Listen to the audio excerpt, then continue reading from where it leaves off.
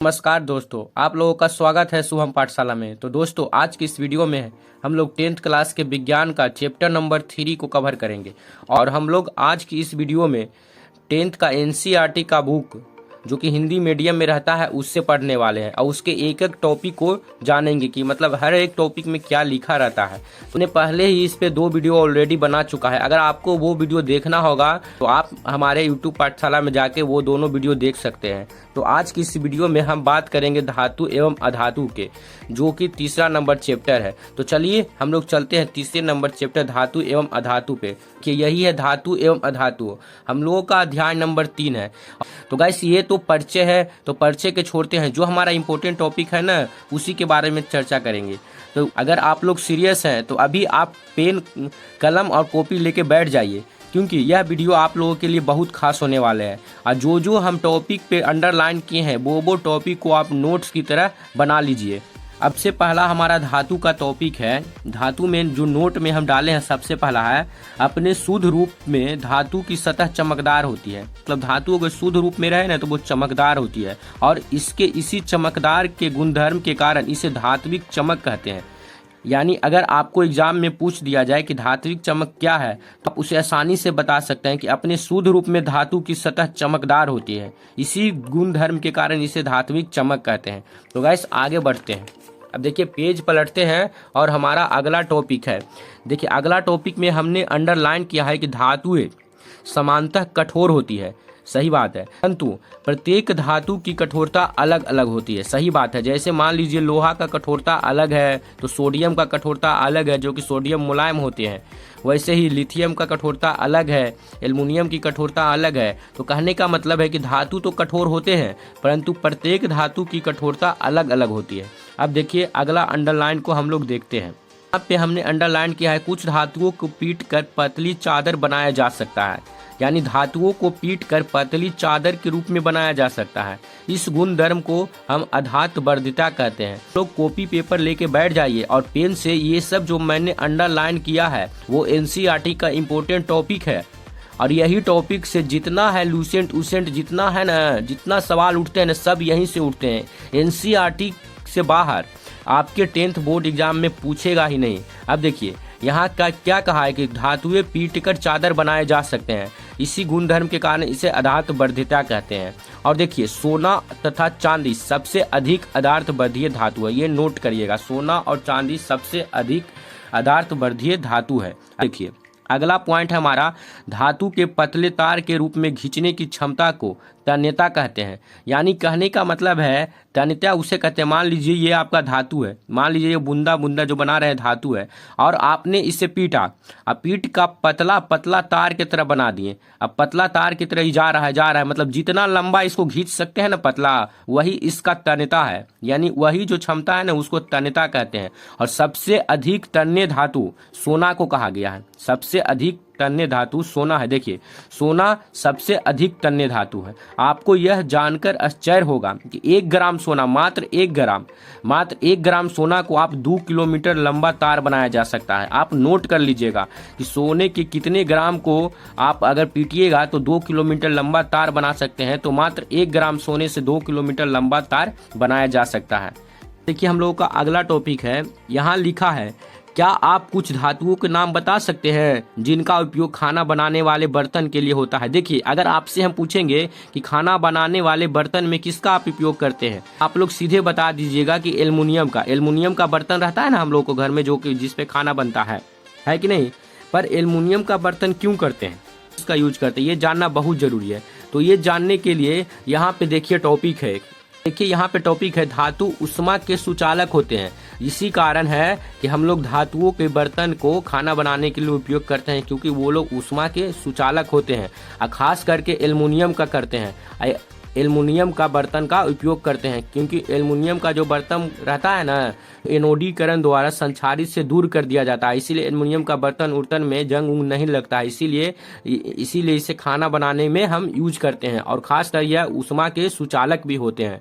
तथा अब देखिए यहाँ पे, तथा इनका गलनांक बहुत अधिक होता है। सही बात है। देखिए, गलनांक अधिक कहने का मतलब है कि इसका जो मतलब जल्दी गलता नहीं है। जैसे आप मान लीजिए एल्युमिनियम का ही धातु है, आप एल्युमिनियम के बर्तन बर्तन पे खाना बना रहे हैं, खाना बनाते हैं एल्युमिनियम का बर्तन आपका पिघल जाता है? ऐसा नहीं ना है। इसका यही कारण है कि इसका गलनांक बहुत अधिक होता है। इसमें देखिए नोट करने वाली बात है, सिल्वर तथा कॉपर उष्मा के सबसे अच्छे चालक होते हैं। ये आप बात नोट करिएगा। यह पूछा जाएगा कौन से धातु उष्मा के सबसे अच्छे चालक है, तो वो दो धातु है जो उष्मा के सबसे अच्छे चालक है, सिल्वर तथा कॉपर। अब देखिए इनकी तुलना में लेड तथा मरकरी उष्मा के कुचालक हैं। अब देखिए ये अपवाद में आ गया, लेड और मरकरी है ना, लेड और मरकरी जो कि धातु है, परंतु ये है जो उष्मा के कुचालक है। यानी कि लेड मरकरी को आप लेकर आग में डालिएगा ना, आपको गर्मी महसूस नहीं होगा, यानी आपको जलन नहीं होगा। यही है इसका अपवाद में लेड एवं मरकरी। तो आपसे पूछा जाएगा वो कौन से धातु हैं जो उष्मा के कुचालक है, तो वो है लेड और मरकरी। ये सब बात को गौर करिएगा क्योंकि यही सब प्रश्न उठते हैं। अब देखिए हम लोगों का अगला टॉपिक है, जब धातु किसी कठोर सतह से टकराती है तो क्या होता है। अब देखिए यहाँ पे समझने वाली बात है। एक बात आती है सोनोरस, सोनोरस या सोनोरस जिसे ध्वनिक कहते हैं। सोनोरस क्या है, यह आपके एग्जाम में 2 नंबर में पूछा गया है कि सोनोरस क्या है। अब देखिए सोनोरस जो धातुएं कठोर सतह से टकराने पर आवाज उत्पन्न करती है, यानी कहने का मतलब है कि मंदिर में जो घंटी देखें जो टन टन टन सुबह 7 बजे शाम को 7 बजे बजता है ना, वही वाला होता है, वही आवाज जो होता है ना ध्वनिक आवाज कहते हैं। जैसे स्कूल की घंटी धातु की क्यों बनी होती है, यानी स्कूल की घंटी भी रहती है ना, उसमें यही धातु का उपयोग होता है। अब देखिए आगे हम लोग चलते हैं। धातुओं की तुलना में अधातुओं की संख्या कम है, यह बात सही है। धातुओं की तुलना में अधातुओं की संख्या कम है। अब यहाँ देखिए कुछ है, carbon, sulphur, iodine, oxygen, hydrogen आदि अधातुओं के कुछ उदाहरण है। ये सब है ना जो अधातु के उदाहरण है। यहाँ पे नोट करिएगा, ब्रोमीन ऐसी धातु है जो द्रव में होती है, परंतु सभी जो अधातुएं होते हैं ना वो जो होते हैं ठोस या गैस में होते हैं। अधातु या तो ठोस होगा या गैस होगा, परंतु ब्रोमीन ही ऐसा एक अधातु है जो हमेशा द्रव अवस्था में रहता है। ये समझ रहे हैं ना, ठोस द्रव गैस समझ रहे हैं ना। ठोस जो मोटा हो गया और जो द्रव हो गया पानी के जैसा, गैस जो हवा में उड़ता है उसको कहते हैं। ये तीनों बात अगर ये नहीं समझ रहे हैं तो समझिए कि आपका विज्ञान बहुत ही कमजोर है और आपको बहुत ही मेहनत करने की जरूरत है। अब देखिए यहाँ पे हम कुछ अपवाद के बारे में बात करेंगे, और ये जो अपवाद है ना जितना हमने अंडरलाइन किया है बे हर अंडरलाइन से प्रश्न उठते हैं 10th क्लास में। हर अंडरलाइन में 1-1 नंबर वाला प्रश्न है, कोई 2 नंबर वाला प्रश्न है। ये सब जो है ना, ये मतलब यहाँ से लेके यहाँ तक कम से कम 5 से 10 नंबर आते हैं, कम से कम 5 से 10 नंबर वाले सवाल हैं ये। अब देखिए क्या कह रहा है, नोट करिएगा, कलम कापी उठाइए और नोट करिए।